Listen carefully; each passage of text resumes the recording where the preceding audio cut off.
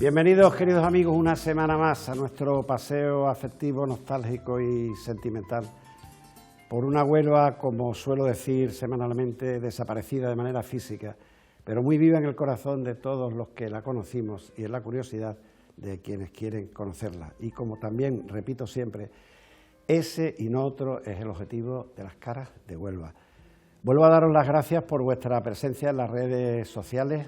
Esta semana que reanudamos la programación después del Festival de Cine, ha sido impresionante las entradas que habéis tenido opinando sobre la entrevista que habíamos mantenido con la decana del Colegio de Arquitectos, dando opiniones, propuestas, algunas de ellas yo se las he trasladado a la interesada, pero sobre todo satisfacción de ver que seguís, que interactuáis y que estáis muy pendientes de todo lo que atañe a esta gran familia de las caras de Huelva. La invitada de esta noche estudió Geografía e Historia en la Universidad de Sevilla, se doctoró en Historia en la Universidad de Huelva y es la responsable del archivo del puerto de Huelva, vamos, la jefa del archivo. Esta noche nos visita Ana María Mojarro Bayo. Querida Ana María, muy buenas. Hola, muy buenas y gracias por la invitación. Bueno, encantado. Nos conocimos hace muchos años de la manera más casual, que casi merece la pena contarlo. Estaba yo en tu despacho trabajando sobre un libro mío, mirando unos datos, y te pedí permiso para dejar el teléfono puesto porque me iban a llamar de la cadena SER para una entrada en directo, y tú no sabías cómo yo me llamaba, era alguien que había pedido permiso para trabajar allí, y cuando escuchaste el nombre y colgué me dijo, pero ¿y usted ha escrito Las caras de Huelva? Digo, pues sí, es que no lo encuentro por ningún sitio. Digo, pues le voy a hacer una propuesta. Yo tampoco encuentro el callecedario de Domingo Martín por ningún sitio, así que como el puerto y los arquitectos lo saco, usted me da un callecedario y yo le doy dos caras de Huelva, una para el archivo y otra para... ¿Te acuerdas de esa anécdota? Bueno, pues ¿quién nos iba a decir que al cabo de los años, eso era en 2011, que era cuando yo estaba escribiendo el libro sobre William Martin, y estamos viendo tema de buques, quién nos iba a decir que 8 años después íbamos a estar los dos aquí juntos en un programa precisamente de Las caras de Huelva? Vamos a dar un repaso al puerto, quizás últimamente menos, pero venía siendo un gran desconocido para la ciudad. El puerto tiene mucha riqueza, tiene mucha historia. Te agradezco muchísimo este libro que me regalaste sobre Francisco Montenegro, porque cantidad de fotografías, de explicaciones, de datos, de fechas, me parece un libro fantástico para acercar el puerto a la ciudad, que creo que es la labor que está ahora mismo la presidencia del puerto, en acercarlo a que desaparezcan esas barreras invisibles, pero que existen, además de las visibles físicas que están allí, y que el puerto y Huelva sean una misma cosa. Mira, vamos a empezar el paseo, pero antes de empezar el paseo, bueno, decir que tú has estado trabajando también en el Archivo Histórico Provincial. Tengo aquí leído, porque ya es más amplio, tengo que has ordenado los fondos documentales y el inventario de la Dirección Provincial de Trabajo, que trabajaste en el inventario del archivo del puerto, o sea que tienes una experiencia archivera más que respetable. Vamos a empezar el paseo y te dejo la palabra porque quiero que esta noche seas tú la que hables, porque tú eres la experta, tú eres la que conoce, las fotos me las has facilitado tú, por vez primera un invitado facilita todas las fotos, y quiero que sobre ellas tú nos vayas dando las explicaciones pertinentes. Mira, esta primera foto que tenemos es la inauguración del Muelle Norte, un día de la Virgen del Carmen de 1908. Tuya es la fotografía. Sí. Esta fotografía, que es muy bonita, preciosa, porque vemos a los personajes de la época, su vestimenta, porque los documentos de archivo no solo son los documentos escritos, también los documentos visuales nos ayudan mucho a conocer el momento, el tipo de grúa que se utilizaba. Entonces, este muelle es muy importante porque fue el primer muelle especialmente que hizo el puerto para los minerales, que es el puerto de la primera etapa, el puerto mineralero, el puerto que surge gracias a todo el movimiento que hay en las minas de la serranía onubense con la llegada de los capitalistas extranjeros para explotar las minas. Entonces es una fotografía muy curiosa porque nos muestra cómo el puerto también construye infraestructura para esas compañías que no eran ni Tarsis ni Río Tinto, que tenían sus propios muelles, para esas empresas que necesitaban también el movimiento de los minerales y que no tenían plataformas para transportarlo.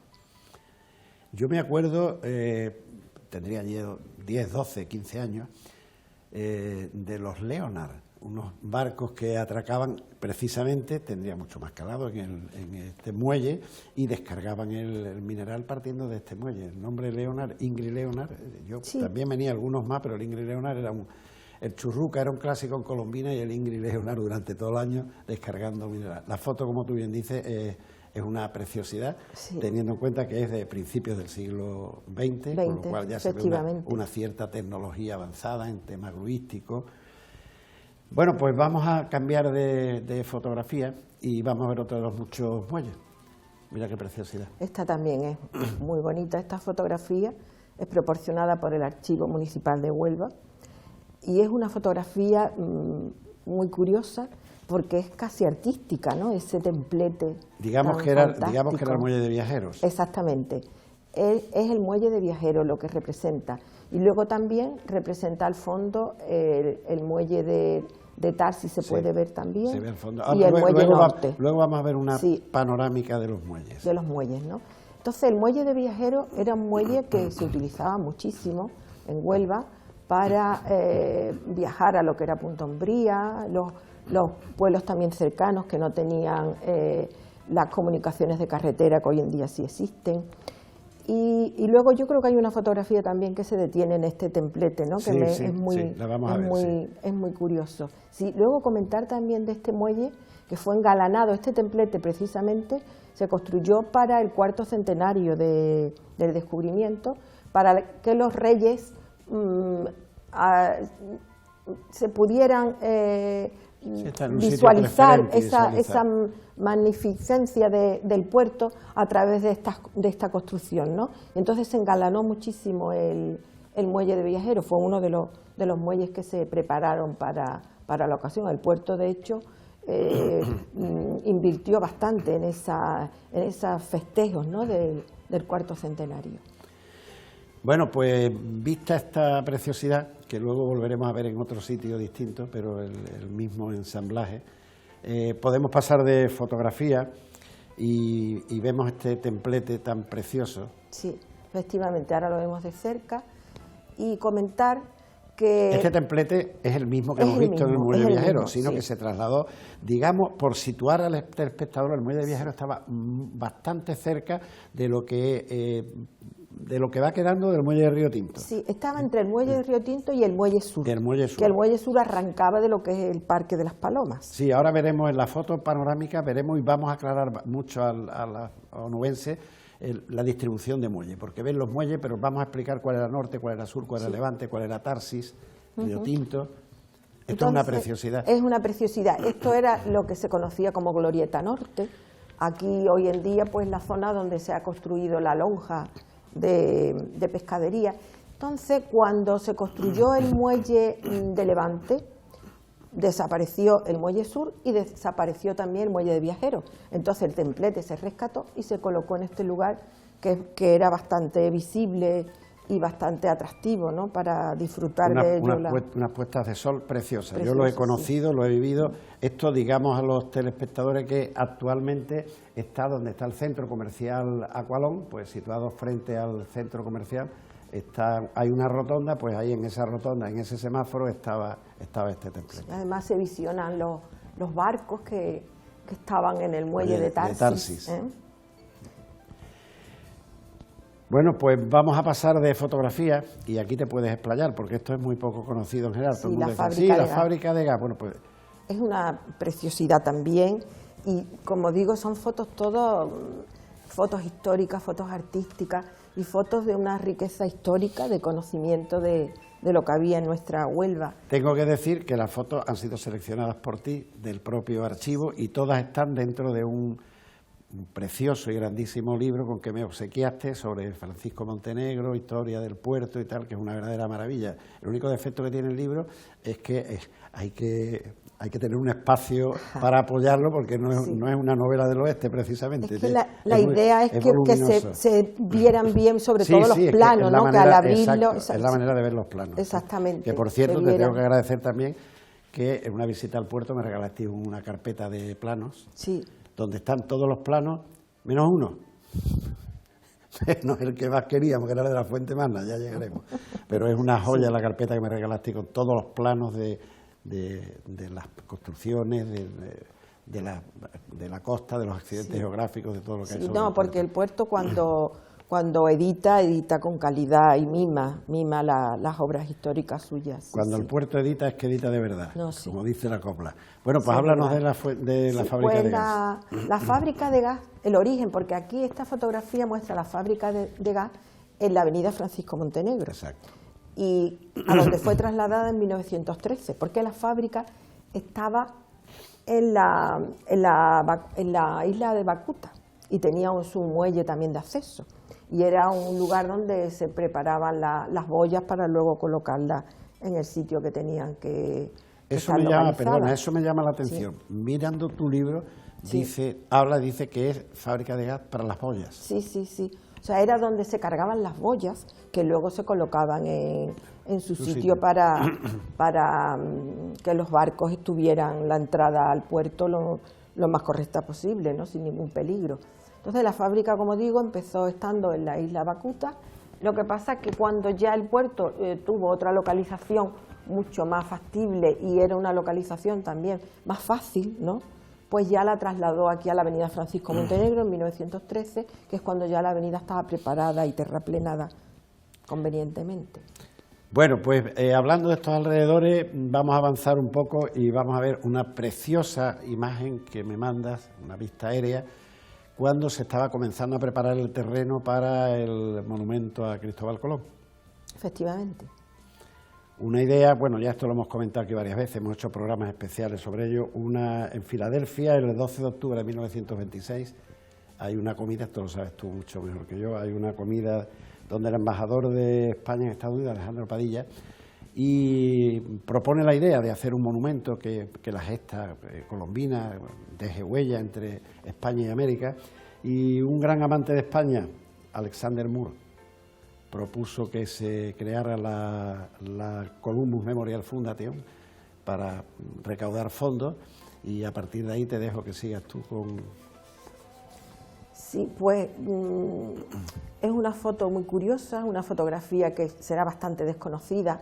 Es una fotografía que he conseguido del Archivo Histórico Provincial de Huelva, del Fondo Albelda y Albert.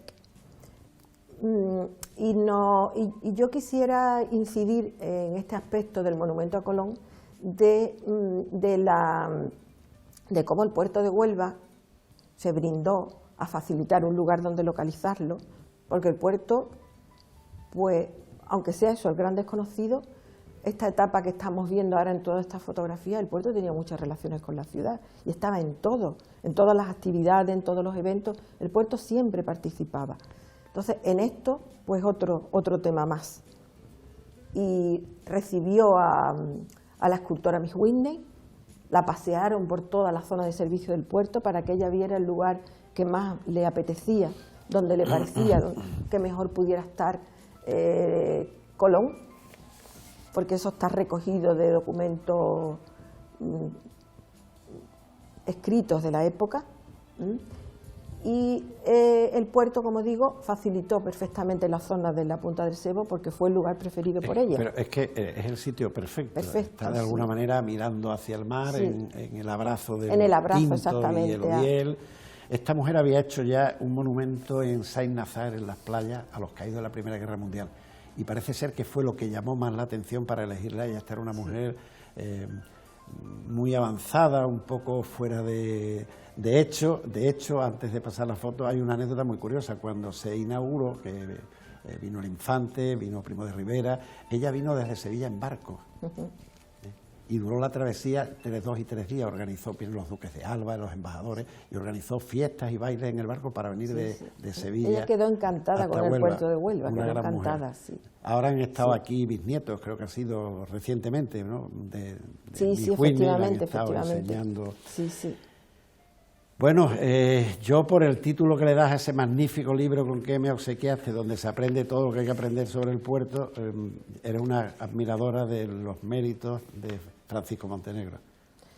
Francisco Montenegro es que ha sido un gran desconocido, también lo era para mí, lógicamente, cuando yo llegué al puerto de Huelva,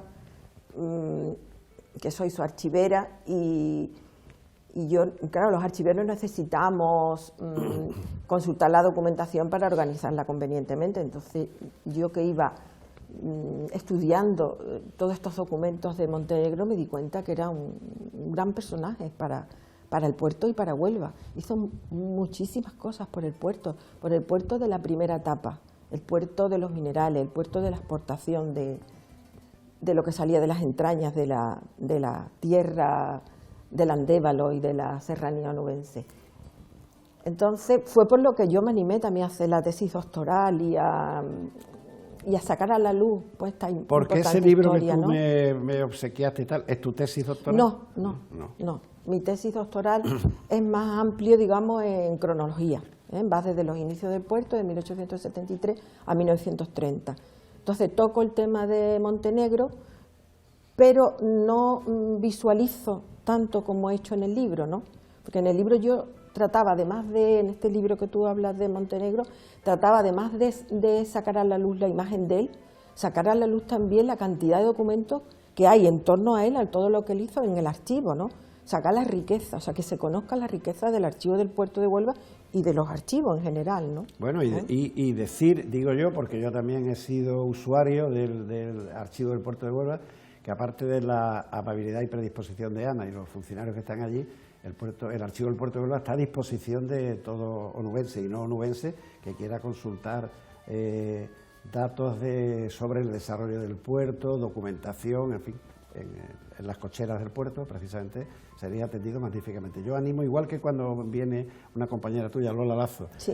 Siempre invito a todo el mundo a que vaya aquí al archivo municipal, que es una verdadera joya lo que hay en el archivo, pues lo mismo digo y lo mismo invito a que vayan al archivo del puerto a disfrutarlo. Yo, para cerrar esta foto, tengo que decir que como yo hice mi servicio militar en el Picacho y no había puente entonces, sino este transbordador que no era, pero sí los de Boca Negra, nadie se puede imaginar lo que suponía tener un barco que te pasara de la Punta del Sebo a la Rábida, porque si no la vuelta era descomunal, o sea, tenías que ir a San Juan, Moguer, y ir, había muy poco servicio, ir a los que estábamos haciendo servicio militar en el Picacho, ir desde Huelva hasta el Picacho sin los transbordadores, bien o bien los de la familia Boca Negra, hubiera sido una auténtica odisea. Es que este barco, este transbordador, muestra lo adelantado a su tiempo que era Francisco Montenegro. Él lo que quería, porque el barco llegó precisamente en el año de la Exposición Iberoamericana de Sevilla, lo que quería es que la gente que visitara la exposición visitara Huelva también y fuera a los lugares colombinos. Y era una manera, pues eso Eso que hoy es tan fácil, entonces sin transbordador era complicadísimo. Imposible. Mira, vamos a ver otra gesta y vamos a ver el recibimiento cuando llega el vuelo del Plus Ultra. Hemos visto muchas fotos aquí del Plus Ultra, pero esta foto que tú me mandas es de una revista, La Esfera. Originalísima. Sí, es muy curioso. Y esto es un evento más en el que el puerto también participó muchísimo, porque casi todo el protagonismo es en la zona de la ría, de Palos, de Huelva, de la Barra. Se hicieron dos arcos preciosos, uno a la entrada en la Plaza 12 de Octubre, más o menos, y otro la puerta de la Iglesia de la Concepción. Exactamente, que además está en el libro, está la fotografía, que yo además, hasta que estuve indagando en esta revista, no conocía ninguna imagen de ese arco. Pues una gran gesta que conmovió al mundo de la aviación de entonces, que fueron 10.270 kilómetros en 7 etapas.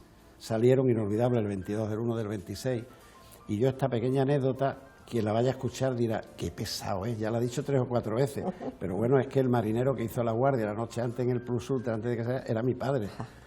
Entonces yo la vuelvo a repetir, muchos la habrán que escuchar, pero estoy orgulloso de que él contaba la anécdota y que Ramón Franco o Pablo Rada le dieron 2 pesetas, que 2 pesetas de la época era un dineral. Bueno, pues esto fue una aventura que puso además a la figura de Huelva y la figura de la Rábida y la figura de Palos de la Frontera, la puso en el mapa mundial, sobre todo de la aviación, porque aquello fue una auténtica heroicidad.